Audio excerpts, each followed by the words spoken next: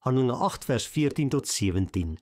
Toe die apostels in Jerusalem hoor dat die mense in Samaria die woord van God aanvaar het, het hulle vir Petrus en Johannes daarheen gestuur. Die het toe gegaan en vir die mense daar gebid dat hulle die Heilige Gees mag ontvang, want die Gees het nog nie op een van hulle gekom nie, hulle was net in die naam van die Here Jesus gedoop. Die apostels het hulle die hande opgelê en hulle het die Heilige Gees ontvang.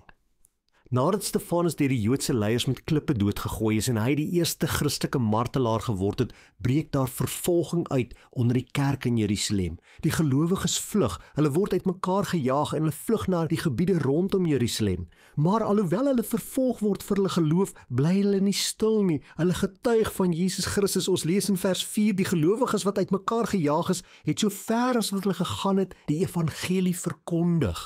En so gebeur dit dat Filippus in Samaria kom en hy verkondig die evangelie en die Here werk kragtig deur hom. Hy doen wonders, hy maak mense gesond en mense kom tot bekering. En die apostels wat nog in Jerusalem is, hoor daarvan.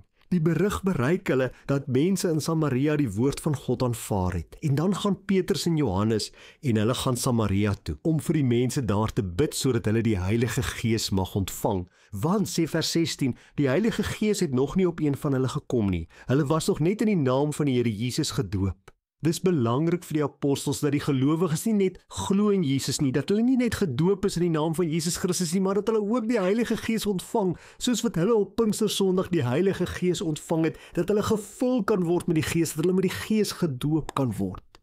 Het jy al die Heilige Gees ontvang? Is jy vandag gevul met God se Gees? As jy nog nie is nie, bid en vra vir God om sy Heilige Gees oor jou uit te stort, om jou te vul met sy Heilige Gees, want hy wil sy Gees in elke kind van hom uitstort. En nou dink jy miskien, maar ek weet nie wat om te sê nie, ek weet nie hoe om te bid nie. Maar dit gaan nie oor die woorde wat jy sê nie, dit gaan oor die opregtheid van jou hart.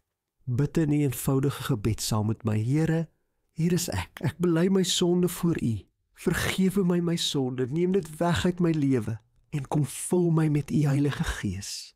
Hier is my lewe. Kom Heilige Gees, kom en vul my nou. Maak my vol van U heerlikheid en U glorie en U goedheid en U vrede en U liefde. Amen.